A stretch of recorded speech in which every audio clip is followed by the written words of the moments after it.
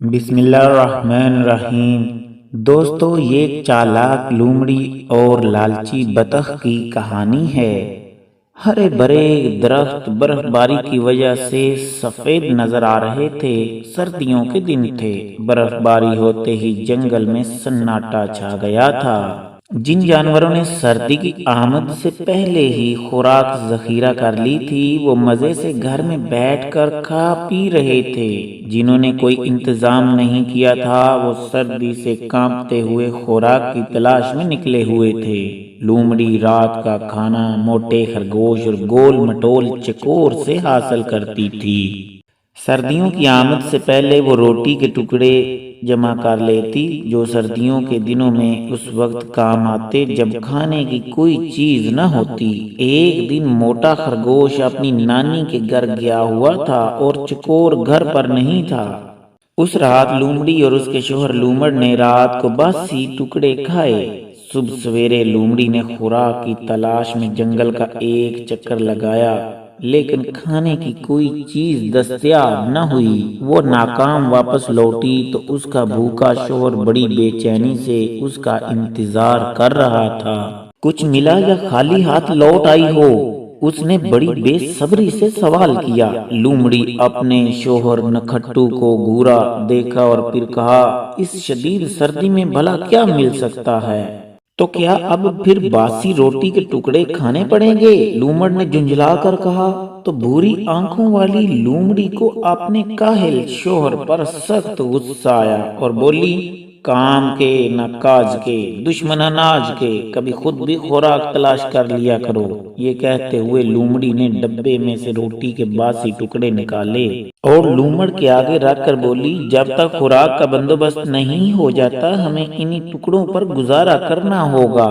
یہ کہہ کر وہ روٹی کے ٹکڑے کھانے لگی۔ لومڑ نے ان ٹکڑوں کو دیکھتے ہوئے کہا، رات کو باسی ٹکڑے کھانے سے میرے دانتوں میں درد ہو رہا ہے۔ میرا تو دل چاہ رہا ہے آج گوشت کھاؤں۔ مجھے امید ہے میری خواہش ضرور پوری ہوگی۔ تم چاہتے ہو کہ ہر چیز تمہیں بیٹھے بٹھائے مل جائے؟ میری تو قسمت ہی پھوٹ گئی جو تم جیسے نکھٹو اور کاہل شوہر ملا ہے، جسے کھلانا بھی خود ہی پڑتا ہے۔ یہ کہہ کر وہ کچھ دیر بڑبڑاتی رہی، پھر خاموشی سے روٹی کے باسی ٹکڑے چبانے لگی۔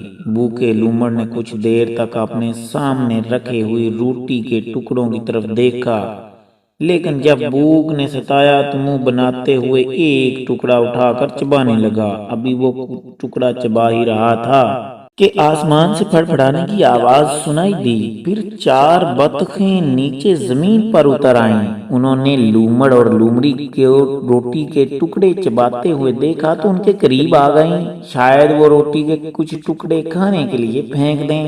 لومڑی نے بڑی مشکلوں سے روٹی کے ٹکڑے جمع کیے تھے، اس لیے اس نے روٹی کا ایک ٹکڑا بھی ان کی طرف نہ پھینکا، لیکن لومڑ نے روٹی کا ایک بڑا ٹکڑا بطخوں کی طرف پھینک دیا۔ چاروں بطخیں روٹی کے ٹکڑے پر لپکیں۔ ان میں سے جو صحت مند بطخ تھی، اس نے روٹی کا ٹکڑا حاصل کیا اور دیکھتے ہی دیکھتے ہڑپ کر گئی۔ لومڑ نے دوسرا ٹکڑا پھینکا تو وہ بھی اسی بطخ نے کھا لیا۔ تیسرا ٹکڑا بیچ میں گرا اور چاروں بطخیں اس پر تیزی سے جھپٹیں، لیکن یہ ٹکڑا بھی تگڑی بطخ ہی اڑا لے گئی۔ یہ دیکھ کر لومڑی لومڑ پر چلائی، پاگل تو نہیں ہو گئے جو روٹی کے ٹکڑے اس طرح ضائع کر رہے ہو؟